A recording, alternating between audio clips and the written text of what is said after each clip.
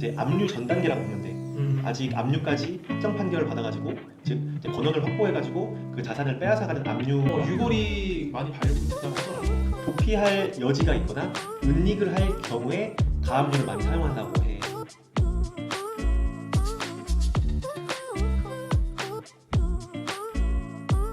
그래서 박나래 같은 경우가 요즘에 이슈도 많이 되고 사실 소송에 관련된 건으로 많이 잡혀 있다 보니까 우리가 함부로 얘기는 못하지만 이제 정말 부동산 팩트만 가지고 조금 얘기를 한번 해보면 좋을 것 같아.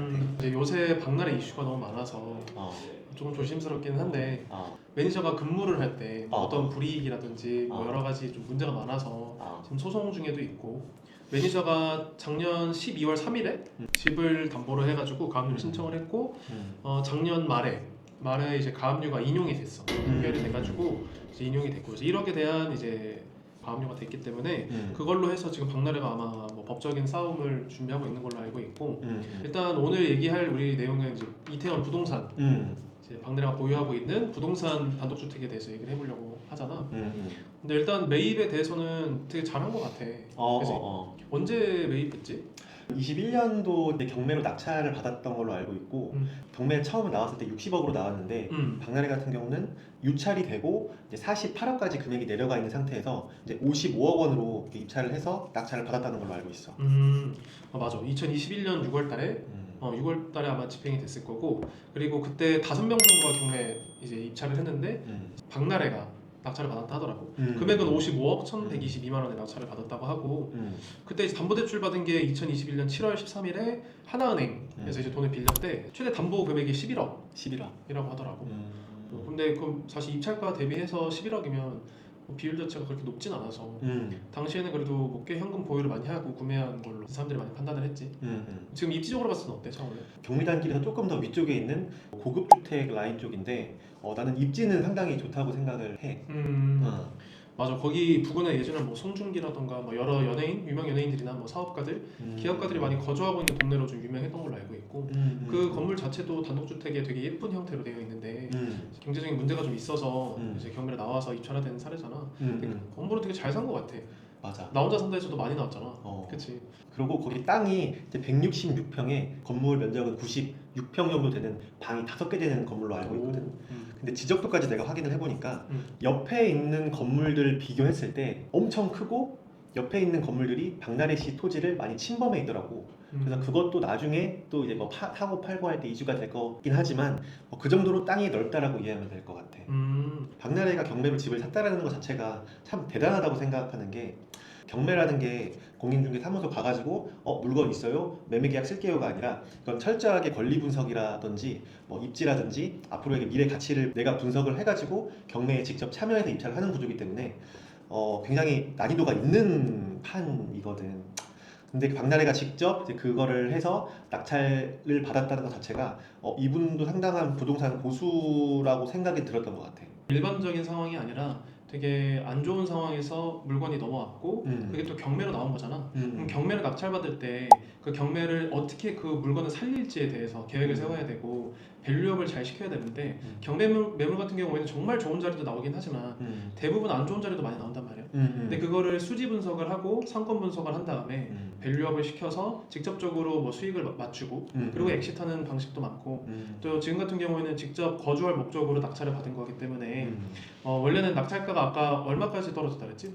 낙찰가가 48억 7천까지 떨어졌었어. 그렇게 유찰이 돼서 나왔던 금액을 실제로는 진행했을 때 55억까지 올렸기 때문에 실거주를 할 때는 경매 입찰가를 좀 더 높게 써도 되긴 하더라고. 그것도 되게 잘 낙찰 받은 것 같고 당시에 시세도로도 괜찮았었고 했기 때문에 창호가 말한 대로 되게 부동산에 대해서는 조금 많이 지식을 쌓아두신 것 같아. 일단 그 부동산에 대해서 우리는 이제 부동산 업자니까 박나래 씨가 낙찰받았던 그 부동산이 지금 현재는 시세가 얼마나 될까? 내가 AI 추정가로 봤을 때 일단 100억은 넘는다고는 봤어. 와, 그러면 4년 만에 거의 2배가 올랐네. 앞에 옆에 건물이랑은 아예 다르게 땅이 너무 넓어. 그래서 뭔가를 할 수도 있고 지대도 높다 보니까 고급 주택을 지을 수 있는 여지도 많이 남아있고 정말 매력 있는 부동산인 것 같아. 한남동 재개발, 한남동 뉴타운 계획도 있고 이태원과 한남동은 천지개벽할 땅이라서 이제 강북의 대장은 또 이제 한남동이 된다는 얘기가 많아서 그래도 입지적으로는 너무 좋은 자리인 것 같아요. 맞아. 과거에 이제 북한산의 전기를 받는 성북동에서 이제 다들 이제 한남동이랑 이쪽으로 넘어온다고 많이 했었던 것 같아요. 한남동 쪽에 이제 고 이건희 회장의 자택도 있고 나인원 한남, 뭐 한남 더일 이런 고급 주택들이 또 들어오다 보니까 그쪽으로 많이 유입되는 것도 있고 좋은 동네인 것 같아요. 이태원 쪽을 내가 들어보니까 삼성과에서 거길 매입했던 이유가 공동묘지였대. 그래서 이제 옛날 이제 기업가들의 풍수지리적 맹신이 하나 있는데 묘지 위에 그 공동묘지에서 땅을 지으면 돈이 들어온다는 얘기가 있나봐. 이것도 뭐 정확치는 않지만 풍문으로 들었는데 그래서 기업가들이 이제 많이 이태원이나 한남동에 살았던 이유가 공동묘지 부지들이 많은 유해들이 밑에 있으니까 그 에너지를 뭐 선조들의 에너지를 받아서 뭐 돈을 들어오게끔 하기 위함이라 뭐 그렇게 투자했다는 얘기가 많더라고. 그래서 실제로 이건희 회장이 이제 별세하시고 나서 자산 정리를 할 때 유골이 많이 발굴됐다고 하더라고. 근데 실제로도 지금도 많이 유골이 밑에 묻혀 있다고 하더라고. 거기가 이제 기업가들의 이제 땅들이 되면서 그때부터 이제 집가 상승이 많이 했다고 하더라고. 그래서 지금도 되게 특이한 것 같아. 그런 풍수지리가 공동묘지 위에 집을 산다. 지금은 너무나 오래 지난 얘기고 그렇지만 기업가들한테는 아직도 그게 적용되는 것 같아. 이게 그 가압류를 걸었을 때 가압류라는 것 자체가 사실 엄청 큰 힘이 있거나 그런 건 아닌데 심리적으로 압박하는 용도로 많이 쓴다고 해.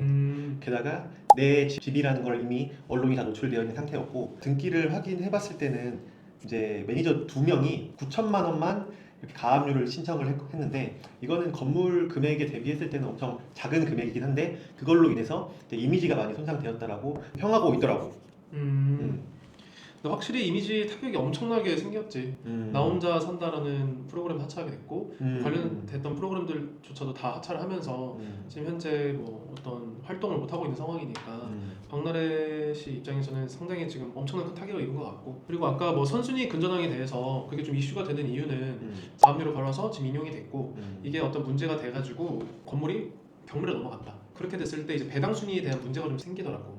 예를 들어서 근저당 우리가 이제 뭐 경매를 공부하는 사람들이 아니면 잘 모르겠지만 이 배당 순위 자체가 근저당 설정된 순위로 이제 매겨지다 보니까 박나래 씨가 먼저 49억 7천만 원에 대한 근저당을 설정해놨고 거의 담보물의 최고 끝까지 담보를 해놓은 거라서 그 금액과 그 다음 순서가 매니저들이 이제 가압류를 걸어놓은 이제 뭐 거의 1억여 원에 가까운 금액이 이제 그 후순위로 이제 배당이 들어가는데 경매가 만약에 낙찰이 될 경우에 1순위인 이제 근저당 먼저 배당을 해주고 그 이외에 2순위인 매니저들한테 돈이 갈 수가 없는 구조가 될 수도 있기 때문에 피해가 생길 수도 있을 것 같아. 이제 가압류라는 거를 조금 이제 정리를 한번 해보려고 하는데 이제 가압류는 이제 압류 전 단계라고 보면 돼.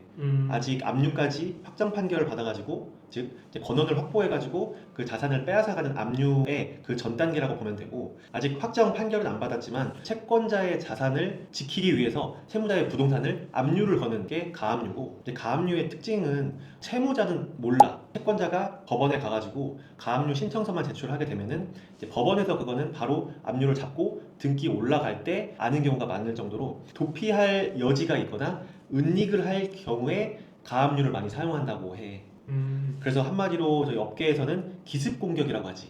그러면은 기습 공격을 당하면은 그 채무자는 이제 그때부터 심리적으로 압박되는 그런 효과를 얻기 때문에 이런 소송에서 우위를 점할 수 있는 게 가압류라고 이해하면 될 것 같아. 단독 신청이 가능하다는 얘기네. 맞아. 그럼 가압류를 하게 되면 어떤 재산 동결이라던가 이런 효과도 있다고 들었는데 그게 맞나? 정확하게 등기에 딱 가압류라는 단어가 딱 적혀 있기 때문에 그래도 물건에 같은 효과가 있는 건데 물론 경매에 넘어가게 되면은 그 순서에 따라서 배당받기 때문에 그렇게 가압류는 큰 힘은 아니야. 압류 정도 돼야지 즉각적으로 몰수하겠다라는 그 뜻인데 가압류는 아직 판결도 된 상태도 아니고 확정 권한이 나온 상태가 아니기 때문에 그냥 심리적으로 압박하는 그런 용도로 많이 사용돼 실무에서. 그리고 가압류가 이제 법원에 가가지고 신청할 때 이 사람 재산 뭐 있어요라고 물어보면은 법원에서 알려주는 게 아니라 신청하는 당사자가 알고 있어야지 이 사람 자산 이거 한데 이거 가압류로 얼마 묶어주세요라고 해야지 신청이 된다고 해. 그래서 연예인들 같은 경우는 자산이라든지 그런 게 사람들이 관심이 많다 보니까 다 노출되어 있는 상태이다 보니까 그 가압류를 피하는 방법이 쉽진 않아. 근데 확실히 연예인들은 얼굴이 공개되어 있고 익명성을 보호받지 못하기 때문에 뭐 재산이라는 부분이 사람들한테 관심도 많이 받고 웬만하면 주소지가 다 나오잖아. 이름을 맞아. 검색하면. 그래서 이런 가압류 이런 상황이 올 때는 확실히 불리할 것 같고 그리고 신탁이라는 부분도 유명 연예인들이나 기업가들, 사업가들이 하나은행이든 우리은행이든 신탁사를 운영하는 이유가 관리 신탁도 있고 처분 신탁도 있고 여러 가지가 있지만 실제로는 이제 등기상으로는 신탁한테 맡기게 될 경우 등기가 넘어가서 가려지다 보니까 확실히 익명성이 보호가 되고 보장이 되고 그래서 많이들 사용하는 것 같아요. 그래서 오늘 같은 경우는 이제 박나래 씨의 이런 케이스로 보지만 우리는 포커스가 박나래 연예인이 잘못했다 그리고 잘했다가 아니라 이제 박나래 사례를 통해서 일반인들은 어떤 거를 조심해야 되고 이런 가압류라든지 경매라든지 배당 순위 이런 것들을 공부하고 이해하자라는 취지로 말을 한 거고 다른 오해는 없었으면 좋겠어. 요새 이슈가 많이 되고 있기도 하고 서로 아직 판결 나지 않은 상태이기 때문에 우리는 중립 입장이고 누가 잘했다 못했다에 대해서는 어쨌든 우리가 정할 수 있는 건 없다고 생각해. 대신에 우리는 이제 부동산 채널이다 보니까 어떤 사례를 통해서 부동산에 대한 얘기가 껴 있으면 우리는 그걸 통해서 배움이 있고 그걸 습득하고 조심하고 또 활용하고 그런 부분들을 하는 게 좋을 것 같아서 촬영하게 됐어. 맞아. 앞으로도 이런 이슈가 되는 이런 부동산 뉴스 같은 것들을 조금 쉽게 이해할 수 있게끔 많이 풀어가지고 설명해 줄게. 다음에도 재밌는 얘기 한번 나눠보자. 그래 좋아.